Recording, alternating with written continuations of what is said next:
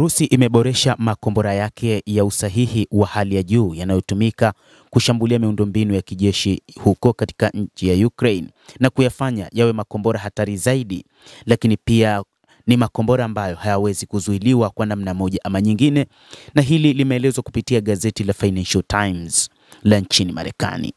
Gazeti hilo limechapisha ripoti mnamo Oktoba 2 likionyesha kwamba kuna uwezekano mkubwa wa makombora hayo kuwa ya kivita, ambapo ni pamoja na makombora ya Iskander-M na makombora ya hypersonic ya Kinzhal yenye masafa ya juu ya zaidi ya kilomita 500 na 480 mtawalia.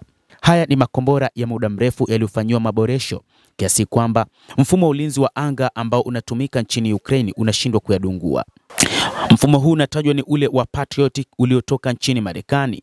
Kutokana na kuboreshwa kwa makombora haya, sio rahisi kudunguliwa.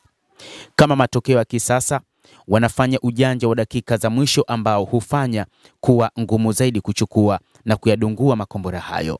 Kwa mujibu wa maafisa wa Ukraine na nchi za magharibi ambao hawakutajwa majina yao waliozungumza na gazeti la Financial Times, wamesema makombora hayo yanaruka chini na kukengeuka kidogo upande yanapokaribia shabaha yao. Hii inazuia kunaswa kwa makombora hayo kutoka ardhini hadi angani ambayo yako tayari yamevurumishwa, na imefanya kuwa vigumu kwa rada pamoja na mfumo wa Patriot kutabiri njia yao na namna yanavyoongozwa makombora hayo pamoja na makombora mengine ambayo yanarushwa pamoja.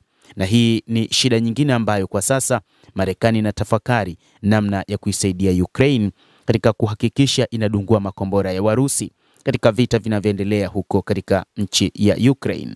Rais wa Urusi Vladimir Putin aliwahi kuzungumza katika siku za hivi karibuni akisema kwamba wana silaha nzito na za hatari ambazo hakuna mwenye uwezo wa kuzizuia, lakini pia ilielezwa ni kutokana na maboresho ya silaha zao walioyafanya.